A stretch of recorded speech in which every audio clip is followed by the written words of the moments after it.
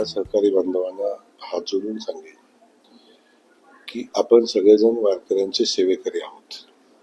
आपण सगळेजण विठुरायाचे भक्त आहोत. तेव्हा आलेल्या वारकऱ्यांचं दर्शन वेळेत व्हावं, त्यांना सुखानं घरी जाता यावं, त्यांना कमीत कमी प्रतीक्षा करायला लागावी, या दृष्टीनं वारकऱ्यांची काळजी घेणं ही लोकप्रतिनिधी म्हणून आमची जबाबदारी आहे.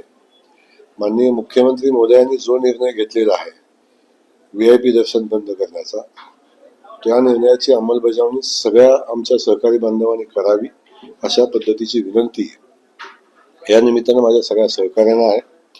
प्रोटोकॉल प्रमाणे ज्या काही गोष्टी करणं आवश्यक आहे त्या नक्की आम्ही करू, परंतु प्रोटोकॉल तोडून किंबहुना VIP दर्शनाच्या बाबतीत जर कोणी जबरदस्ती करायचा प्रयत्न केला तर नाइलाजानं का होईना पण त्यांच्यावर कारवाई करायला लागेल, याची सगळ्यांना माहिती असावी अशी माझी विनंती आहे. आज कलेक्टर महोदयांना सूचना दिलेल्या आहेत, कलेक्टर महोदयांनी आदेश काढलेले आहेत.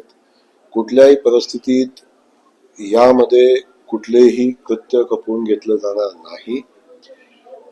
SP आहेत, कलेक्टर आहेत, बाकी सगळी व्यवस्था आहे. मंदिर प्रशासनाला सुद्धा आमच्या सक्त सूचना आहेत. मंदिर प्रशासनाचा आभार मी सातत्याने मानत असतो, आजही मानेन, पण त्यांनाही सूचना आहेत की VIP दर्शनाच्या बाबतीत कुणाचाही आग्रह मान्य करू नका. आणि आपण ज्या पद्धतीने मागच्या वर्षी वारकऱ्यांची दर्शन सुखकर केलं, 12-14 तासाचं दर्शन आपण 3-4 तासात आणलं आणि वारकऱ्यांनी मोठ्या आनंदाने दर्शन घेतलं, त्याच पद्धतीने याही वर्षी आपण वारकऱ्यांना आनंदही दर्शन घेऊ.